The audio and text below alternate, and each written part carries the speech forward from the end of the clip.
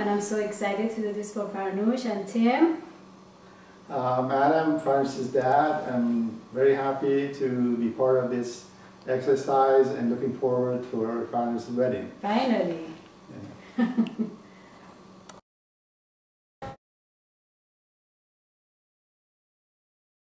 Whenever you're ready. Hi, I'm Sheila. I'm Farnoosh's mom, and I'm so excited to doing this for Farnoosh. Madam, Farnoosh's dad, I'm very happy to be part of this exercise. I'm looking forward for being involved in the Farnoosh wedding. Finally. So how do you guys feel about Farnoosh's marriage? Are you going to offer her some advice?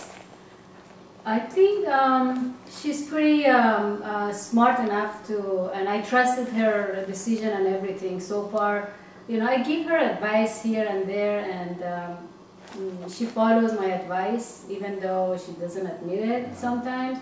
But yeah, I would give her advice if she needed, but she doesn't need our advice anymore. I mean, we gave her the life advice as much as we could. So I don't think at this time, this time of this part of her life, she can do it very well. All right. We're supporting her. And where does Farnoosh get her keen fashion sense, or her keen financial sense and fashion sense, but financial sense as well? I think mostly from both of us, but perhaps more from her mom.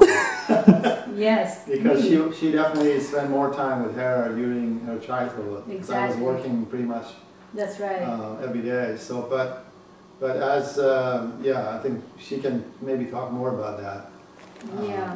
I mean, she did. She well, we're the one. We went for a shopping, and she was like kind of observing how I do bargain with buying stuff and everything. Or I remember that there was a jacket that she wanted so bad, but she was 10 years old, and that back then it was like $70, which it was too expensive for us to pay $70 for her jacket. But I put it in a layaway, and I told her that after I pay for it, then we can get it. And she was very patient with it, and she helped me to pay. She gave me some of her short money, so to pay for the jacket. To pay for a jacket, and this type of thing that I teach her that nothing comes easy. You have to work hard with it. You have to be patient with it. So, and you have to always get things from when it's bargain. Okay, what's your motto?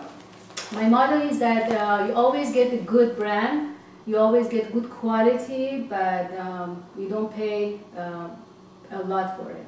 That is my. Highest signal to noise. Exactly. So I go after a good brand, I go after a good product and the quality, but I resist to pay full amount for it. All right, and you have kind of a system down where you get the good quality, but you don't pay for it. Can you explain that? Who, me? Okay. Yeah, well, the thing is, for example, if I always go and buy stuff from, good quality from a store, and I never try it at the store because I hate to try things at the store. I bring it home. So let's talk about, you can, when you talk about, just talk about Nordstrom, because we're going to go to Nordstrom anyway, so just go into the Nordstrom talk. Like okay. I go to Nordstrom. Okay, let's start over again. Just, can you tell us about your system, about how you get your good quality and you get what you want? Okay. But yeah, like I go to Nordstrom, which is, this is my favorite store because of their good quality. They have good quality, they have good customer service, which is important to me to have good customer service. So I go to Nordstrom almost every day, believe it or not. That's a really good. I know. Every time my husband, if he wanted to reach me, if my cell phone doesn't answer, he calls Nordstrom to find me. Yeah, I even call the salesperson I know. I know every salesperson in Nordstrom. If I don't go one day, they call me, why weren't you here? So anyway, I go to Nordstrom and I get, the stuff that I wanted, whether it's on sale or not. And if it's not on sale, I'll just keep it for a while until it goes on sale. because my strategy is that, you know, when things goes on sale, you may not get your size or the color that you want. So before it goes on sale, I just get it and I keep it until, you know, and I keep it without wearing it or without using it until it goes on sale. Then I go collect my money because that's their policy. So that's how I use good quality with bargain. Here, they were here in summertime, July 4th, they came to visit us. So Tim, you know, took us to the other room, and he said, "Can I ask you guys a question?" And we said, "Yeah, what was the question?" I kind of knew what the question is going to come, what kind of question he has, or what is going to come out. So, but he surprised us anyway, because I was getting ready to tell him no. I was just going to joke with him, Love it. and I was going to tell him, "No, you can't marry my daughter. It's not the time. You know, we're not allow you to get married with Farnoosh or whatever." But I didn't expect it to be the time that he was asking us. He wanted to talk to us. So it's like kind of, you know, I got into like a surprise. So I wasn't ready to, you know, make that joke on him. So anyway, when he asked us for her hands, we were kind of happy and we were surprised and we were hugging him and we said yes. But then I said, "Okay, Tim, I want you, don't say anything, but I wanted to go to Farnoosh and, you know, do some prank on her." And I would say that, you know, "Why did you, you know, didn't tell me ahead of time that Tim is going to ask for your hand and everything?" And Farnoosh was surprised. "I didn't know. Why you are telling me that?" I said, "Well, anyway, we told him not to. We told him that you cannot get married." And Farnoosh was so upset.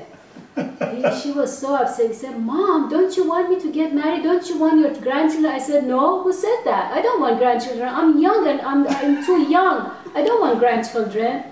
So she was so upset. I said, "Well, you better get out and we better, four of us, we can talk, you know, to each other and we resolve this matter." So she came out and she was so upset and she was almost, you know, beginning to cry. And she went upstairs, she came outside where Tim and her dad was sitting. And the thing is, Tim couldn't, you know, like, he couldn't see her face that is so sad, you know, she was so sad. And he started laughing.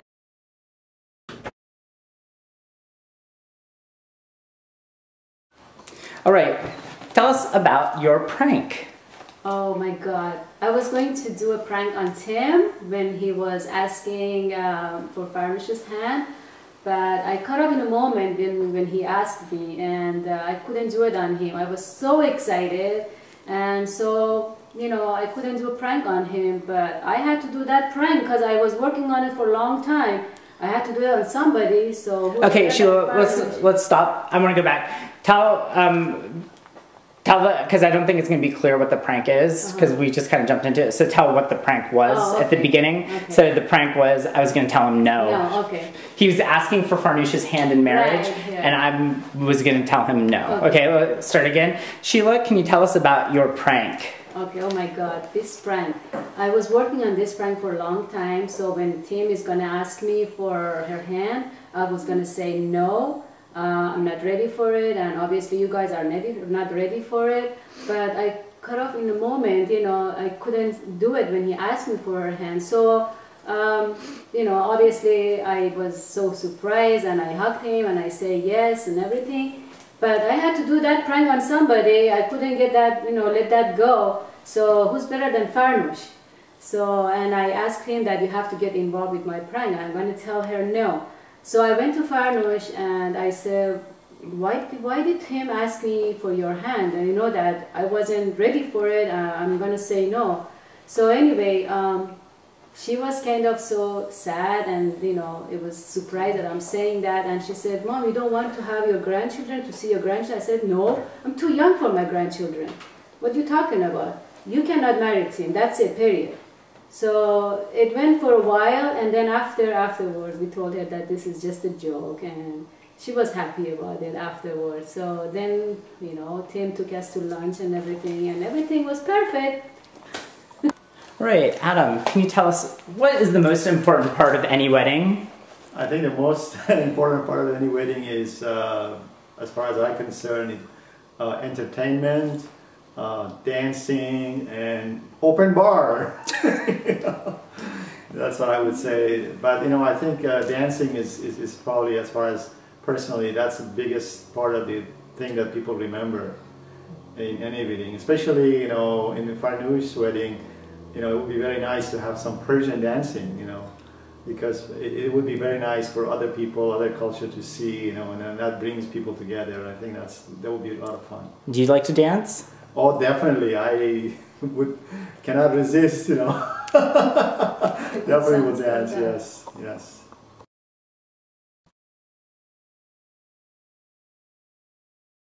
Go.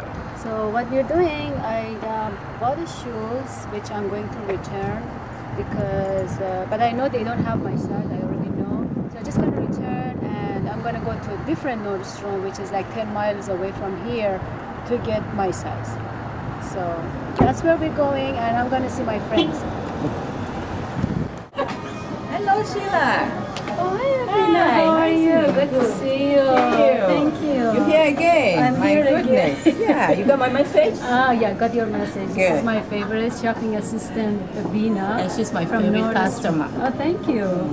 Yeah, you know why I'm here. I know, she's always here. I'll call her when we got stuff on sale. She comes in and she buys them. And she loves them. What's my favorite brand? Oh, Burberry. All right. Burberry. So you see, she went straight to the Burberry silk items right there. Yeah, and she loves when it comes to sunglasses. She loves Gucci. See, she has Gucci in her hand. Right. Now, where's your Gucci sunglasses? It's right here. Oh, okay, good. Right here. Okay, are you shooting? Yeah, I'm filming, so go Okay, whenever you're so ready. So go. they didn't have my size, so I have to go to another Nordstrom because they checked the other Nordstrom, which is 10 minutes away from here, to exchange these shoes with the size that I wanted. I have to have these shoes because this is on sale. It was used to be $150, now it's $88. I have to get it. They didn't have my size on the other store, Nordstrom store, so I had to come here, which is 10 miles away from the other Nordstrom, because I have to have this shirt. It's on sale. It used to be $150, now it's $80, so I have to get it.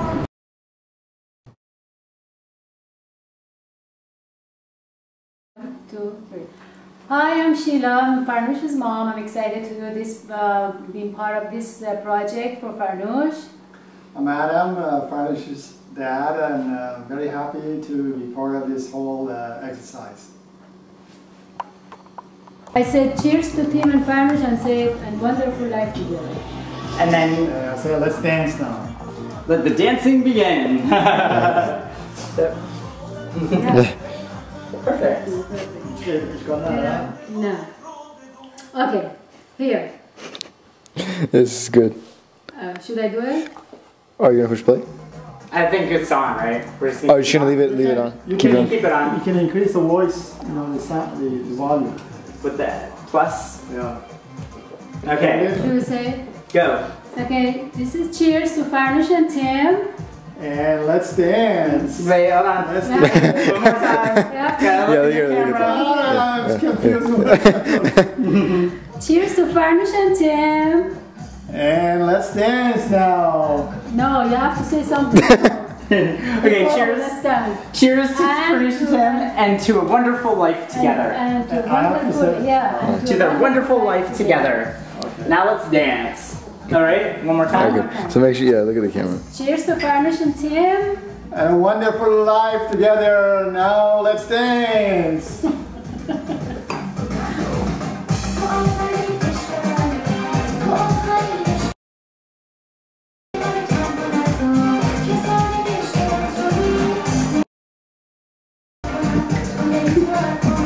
Okay, awesome. That's it. That's it.